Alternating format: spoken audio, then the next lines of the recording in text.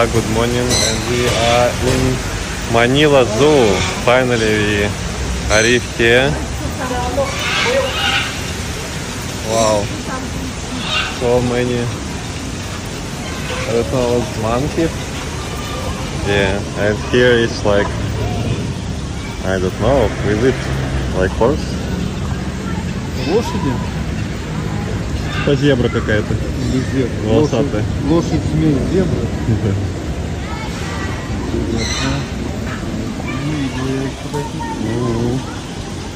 Okay, let's see what we have here. Kids really excited. Сеня, кто там? Лошадка?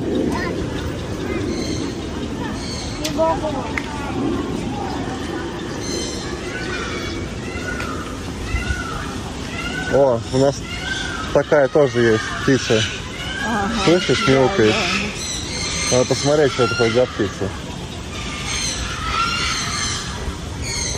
А ты опять не взяла, да, вентилятор?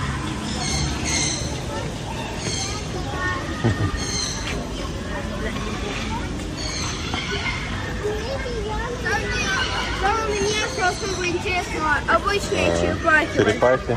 Да. Ну, пойдем дальше.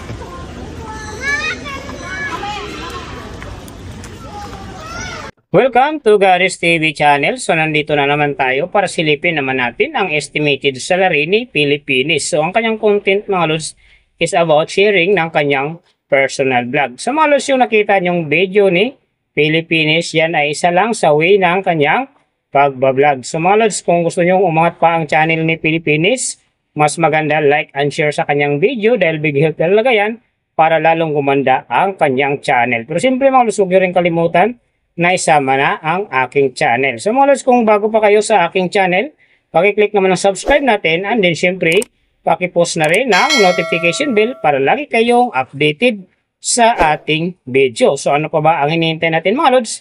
Let's go!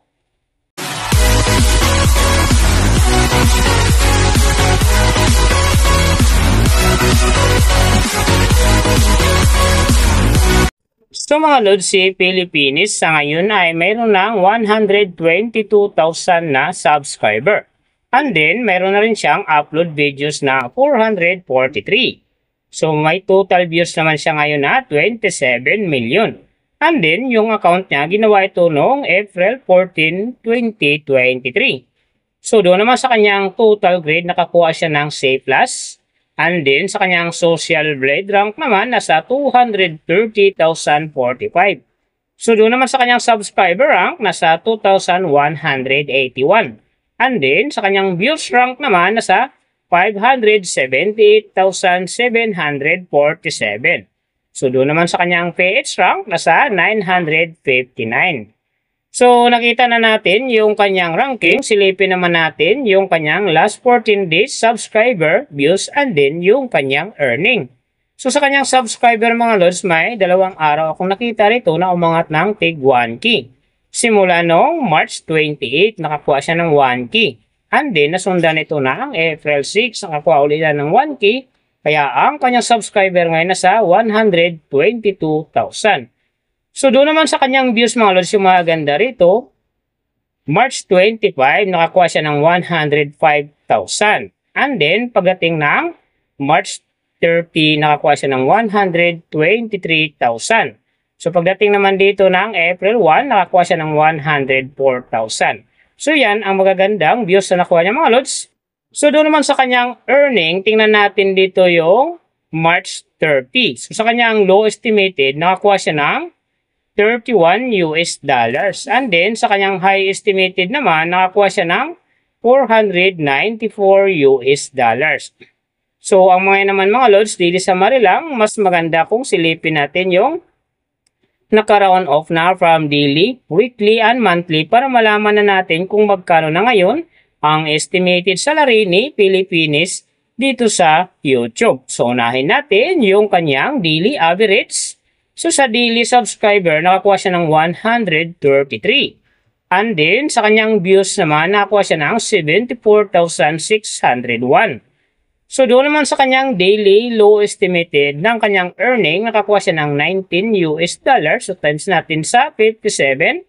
mayroon siyang 1,083.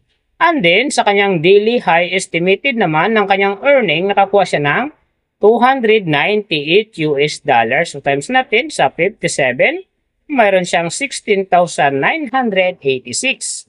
So, yan mga lods ang kanyang daily average. So, pupunta naman tayo sa kanyang weekly average. So, sa weekly subscriber, nakakuha siya ng 1,000. And then, sa kanyang views naman, nakakuha siya ng 540,438. So, doon naman sa kanyang weekly low estimated ng kanyang earning, nakakuha siya ng $135 US. So, times natin sa 57, mayroon siyang 7,695.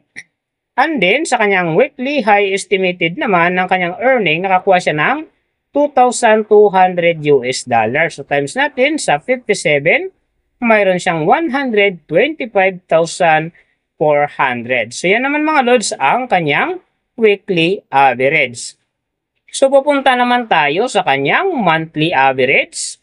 So, sa monthly subscriber, nakakuha siya ng 4,000. And then, sa kanyang views naman, nakakuha siya ng 2,238,041. So, doon naman sa kanyang monthly low estimated ng kanyang earning, nakakuha siya ng $560 US. So, times natin sa 57, mayroon siyang 31,920. And then, sa kanyang monthly high estimated naman ng kanyang earning, nakakuha siya ng $9,000 US. So, times natin sa 57, mayroon siyang 513,000. So, yan naman mga lods, ang kanyang monthly average. And then, yung nababanggit ko rito or nakikita nyo is pawang estimated lamang yan. Nakabis lang tayo sa Social Blade website. Isang public website yan na kahit sino pwedeng mag-open para malaman kung magkano na ang estimated salary ng ating mga iniidolong YouTuber, vlogger, or influencer. And then mga lods, like kung sinasabi na laging natutupad dyan yung low estimated kasi nga hindi talaga natin kayang i-demand sa ating mga viewers na huwag mag-skip ng ads. Pero pwede pa rin naman yan maging times 2, times 3, or maging times 4 pa yan kapag ang isang vlogger nakapagpa-viral ng kanyang video. Pero siyempre mga lods, kung supporter ka ni Pilipinis, huwag ka na mag-skip ng ads dahil big help yan sa kanyang channel and then siyempre sa kanyang mga personal na hadikain. Pero siyempre mga lods, huwag nyo rin kalimutan na huwag na rin skip ang aking ads dahil big help yan sa aking channel and then siyempre sa aking mga personal na hadikain. So mga lods, kung nagustuhan nyo ang video na to, pakiclick naman ang subscribe natin and then syempre pakipost na rin ang notification bell para lagi kayong updated sa ating video. So big thank you sa lahat ng mga sumusuporta sa aking channel. Saka magsusupport pa lang, ingat kayo palagi and God bless. At sana gabayan kayo palagi ng Panginoon sa ginagawa niyo araw-araw and din syempre magtagumpay din kayo sa inyong mga pangarap. So hanggang dito na lang. See you on my next video.